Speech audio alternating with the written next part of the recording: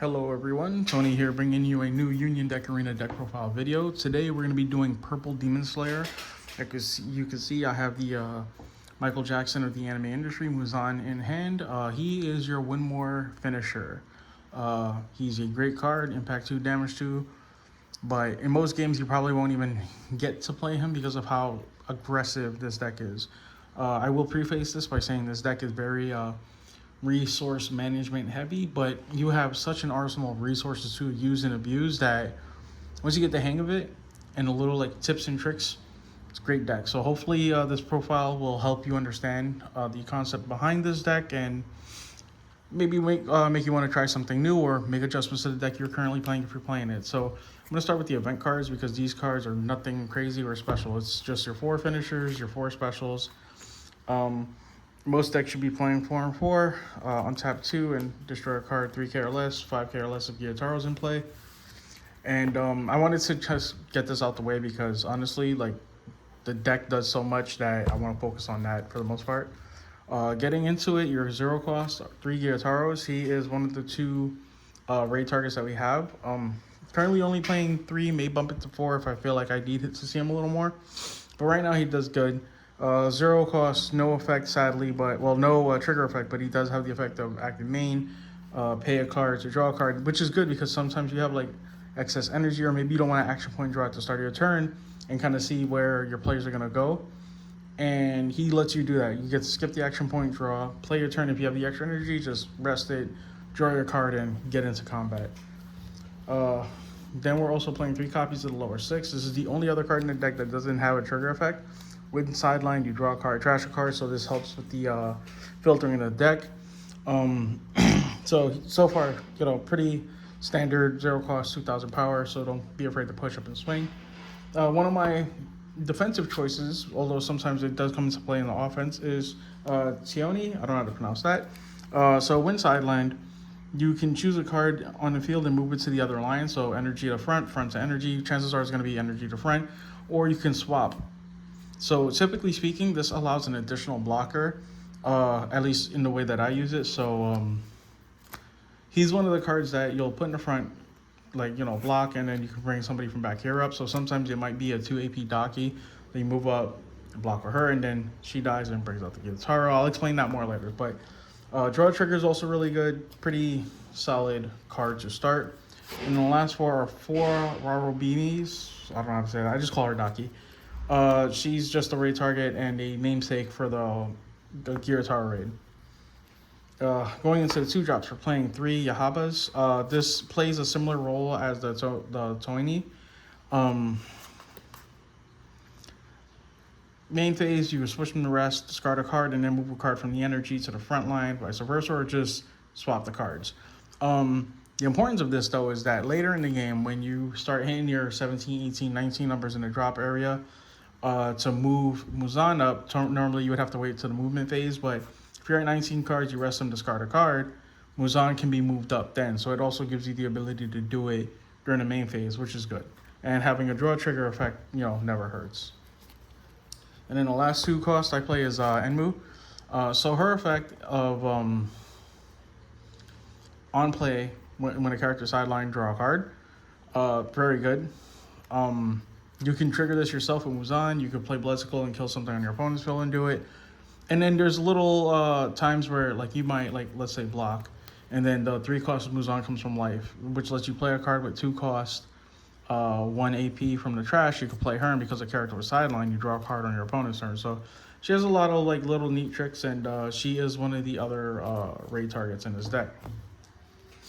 Going into my 3 costs is 3 copies of this Muzan. This card tends to glue the deck together. And what I mean by that is typically you would need a card effect to trigger your win sideline effects or to battle. And because this is just once per turn, you could just do this effect. You don't discard a card, you just pop a card on your side of the field. She gives you the ability to combo off yourself without expending extra cards. So once she's on the field, she's an active means of sidelining cards for yourself. So she'll trigger stuff. She'll also mill the top card of your deck, and she can be big too. She swings for 4k when you do that effect. So I like to try to keep one in the back, one in the front, but sometimes you might need to keep two in the back, so that way you have 4 energy at all times. You need to have 4 energy at all times, if not most times.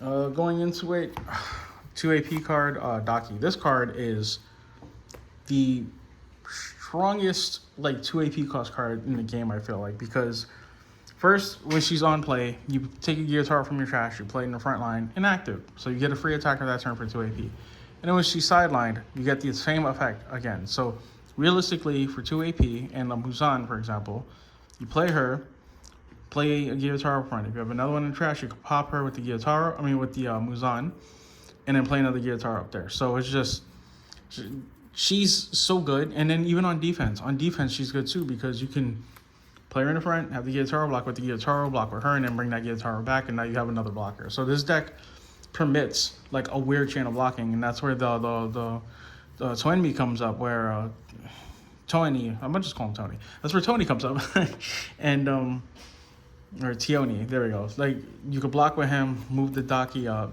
the Daki blocks, bring the Gyutaro back. Like, you can do a bunch of cool stuff with that. And then the most optimal Gyutaro to bring back with Daki is this one, the 3-cost one. Because on play, you draw a card, trash card, which helps accelerate your means of getting to Muzan, as well as the 15-card condition for the Rain Enmu, which she gets an extra 500 power, so she becomes a 4,500, which is great for blocking opposing raids, especially with Impact being so, impactful right now, pun intended. So he's good. Active effect, so that's even better. Getting into the raids now, I do play 2 Dakis. I typically don't raid this. Most of the time when I have 3 energy, I just play her in the back. The only time I do tend to raid this is if I have at least 2 of the 0-cost Dakis, and then I'll raid one, because you always need a Daki in play to get the raid Gyutaro's effect. So she's just really there for namesake, but she does bolster a 3,500 attack. And when she is raided, if you have Gyutaro in play, she's a 4K, which is great for attacking. And then when she dies, if Daki's in play, you can play her without the raid material, and she's an extra blocker for the following turn or attack her. Then we do play 2 Enmus. On raid, she'll draw you 2 cards and trash one, which will help you get to your Muzan 20 count. And she's a 4,500 with 15 cards in the grave, so she's pretty beefy, all things considered. I wish we had another Enmu to play alongside this one, so that way I can bump it to 3 and 4, because I don't like breaking a 2-1 ratio too much. Then the final raid we play is 4 copies of Gyutaro. This card is actually insane because it punishes your opponent for playing defense. He doesn't have impact, but if he wins a battle, he stands himself, and he can do that once per turn, but every time he attacks, he draws a card if Daki's in play as well. So Daki needs to be on board for this guy to be effective. And once she's on board, on attack, you draw a card. If he wins a battle, you untap him once per turn, so he gets another attack. So even without impact, he's taking life, which is pretty good. And in the last card, I do play 2 copies of Muzan. I was initially playing 3. I reworked this deck quite a bit since I started playing it. So this card mostly comes out when the game's already over, which is good because he assures that it's over. So he has damage 2, impact 2, but he can't be moved or played to the front line unless you have at least 20 cards in the life. You can play him in the energy, though. So once you have 4 energy, I would suggest playing him back there and just let him sit, because he's waiting to come out and finish the game for you. So that's the deck for the most part. It's pretty straightforward. Like I said, this Daki is a really fun win con, because more likely than not, she's going to be your means of like spamming your board, and having great offense and defense. Just focus on being super aggressive. Make sure you have at least 3 energy at all times, so that way you can get into 4 and 5. If you decide to try this, I'll tell you to don't be afraid to take risks. There's a lot of little combo strings you could do in here that you probably wouldn't be able to do with most decks because of cards like that Daki. And of course, the looming threat of Muzan always forces your opponents to kind of think further ahead than they need to. So that's it for this video. I'm glad it's under 10 minutes. I want to thank you guys for watching. If you've watched this far through, be sure to like and subscribe, and I'll be posting more content very soon. I already have another video made, just deciding on when I'm going to post it. See ya.